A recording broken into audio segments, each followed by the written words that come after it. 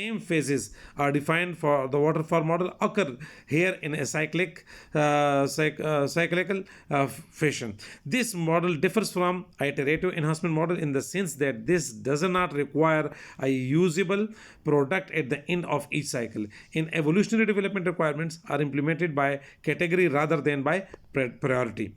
This model is useful for projects using new technologies that is not well understood. This is also used for complex projects where all functionalities must be developed at one time, but the requirements are unstable or not well understood at the beginning. As I told you कि इन requirements in projects में evolutionary में आपको at a once एक ही मरतबा सारे requirements आपके पास available नहीं होते, सारे वेल डिफाइंड नहीं होते, सारे क्लियर नहीं होते. With the passage of time ये चीज़ें क्लियर होती रहती है हमारे पास. तो एवोल्यूशनरी प्रोसेस मॉडल के डायग्राम को अगर आप देख ले तो we outlined the description of the available, एक जो अवेलेबल हमारे रिक्वायरमेंट्स है उसको आउटलाइन कर लेते हैं. उस आउटलाइन के मुताबिक हम स्पेसिफिकेशन करते हैं, स्पेसिफिकेशन के मुताबिक हम डेवलपमेंट करते हैं, डेवलपमेंट के मुताबिक हम वैलिडेशन करते हैं. और ये जो थ्री कंकरेंट एक्टिविटीज़ हैं प्रोसेस के, ये आपस में इंटरेक्ट होती रहती है. और जब फर्स्ट इंटरेक्शन होती है, फर्स्ट साइकिल चलता है, उससे एक इनिशियल वर्जन हमारे पास आता है. फिर उसके बाद जब दूसरा साइकिल चलता है हमारे पास एक सेकेंडरी या intermediate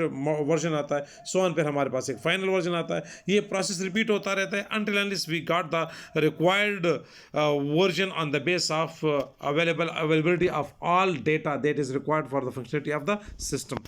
The next model is now prototyping model. Prototyping model में बेटा ऐसा होता है, ये भी एक एवोल्यूशन मॉडल है जिसमें हम एक पहला प्रोटोटाइप बना लेते हैं. वो प्रोटोटाइप हम हैंड ओवर करते हैं यूज़र को, यूज़र्स को चेक करता है, उसमें जो डिफिशिएंसी होती है उसको वो हाईलाइट करता है और उस डिफिशिएंसी के मुताबिक हम उससे मज़ीद डेटा जो है वो डिमांड करते हैं. उसके मुताबिक हमें डेटा प्रोवाइड किया जाता है. फिर हम उसका second prototype, third prototype and so on, जब तक हमारे पास फाइनल प्रोटोटाइप रिपीट नहीं होता जिसको यूज़र एक्सेप्ट कर ले, तो हमारा ये प्रोसेस चलता रहता है.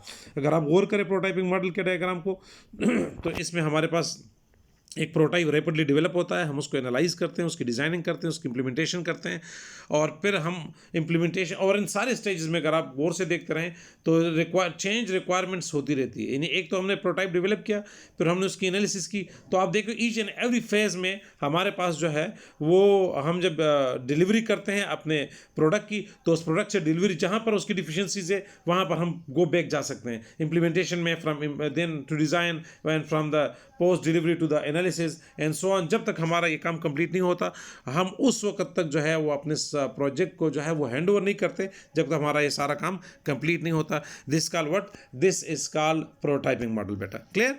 The next model is non a spiral model. The spiral model में भी हमारे पास ऐसे होता है कि आइटरेटिव नेचर है इसका, वन थिंग. सेकेंडली डेटा हमारे पास वेल डिफाइंड, वेल क्लियर ज़्यादा नहीं होता, अवेलेबल होता है, ज़्यादा वेल डिफाइंड और वेल क्लियर नहीं होता क्योंकि उसमें एम्बिग्विटीज़ मौजूद होती है. लेकिन इसमें एक और फैक्टर भी यहाँ शामिल किया जाता है, that is called risk.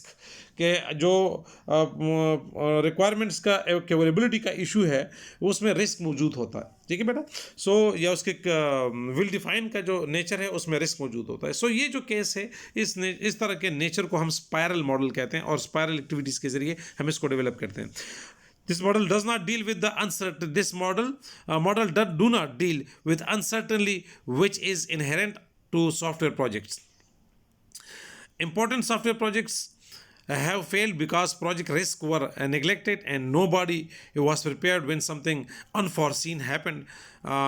Boehm recognized this and tried to incorporate the project risk factor in the life cycle model. This result in the spiral model which was presented in 1986. ये बैरी बोएम ने जो है वो इस चीज़ को इंट्रोड्यूस किया था कि जो प्रोजेक्ट्स में रिस्क है, फेलियर का चांस है, उसको हम किसी तरीके से इसके अंदर एकोमोडेट कर सके. ठीक है बेटा. तो ये this was what about the model that we have discussed in spiral model के. अगर आप डायग्राम को देख ले तो ये डायग्राम भी इस वक्त आप देखो तो हम कम्युनिकेशन से स्टार्ट करते हैं, मीन हम डेटा कलेक्ट करते हैं, फिर उस कम्युनिकेशन को एक स्पाइरल नेचर में हम उस वक्त तक ले जाते रहते हैं. ईच एंड एवरी फेज में आप देख लो तो हम रिस्क को क्या करते हैं बेटा, रिस्क को रिड्यूस करते रहते हैं. In each and every cycle जितना भी हम रिस्क को रिड्यूस कर सकते हैं वो रिस्क है, फैक्टर मौजूद होता है, लेकिन हम ट्राई करते हैं कि उसको until unless the risk is minimize और completely eliminated and we are in the mood to hand over the project to the user. इसको हम स्पाइरल मॉडल कहते हैं. ठीक है बेटा. सो दिस स्पाइरल मॉडल में हमारे पास क्या होता है, स्पाइरल मॉडल में हमारे पास रिस्क मौजूद होता है, हम उस रिस्क फैक्टर को कंट्रोल करते हैं. The next model with us is a unified process model. इंशाल्लाह नेक्स्ट लेक्चर में उसको ज़रा बहस लाते हैं यूनिफाइड प्रोसेस मॉडल को. ये लेक्चर 2 पार्ट्स में है. एक पार्ट हमने कंप्लीट कर लिया, दूसरा पार्ट इंशाल्लाह इसके बाद हम शुरू करते हैं. थैंक यू बेटा, थैंक यू वेरी मच.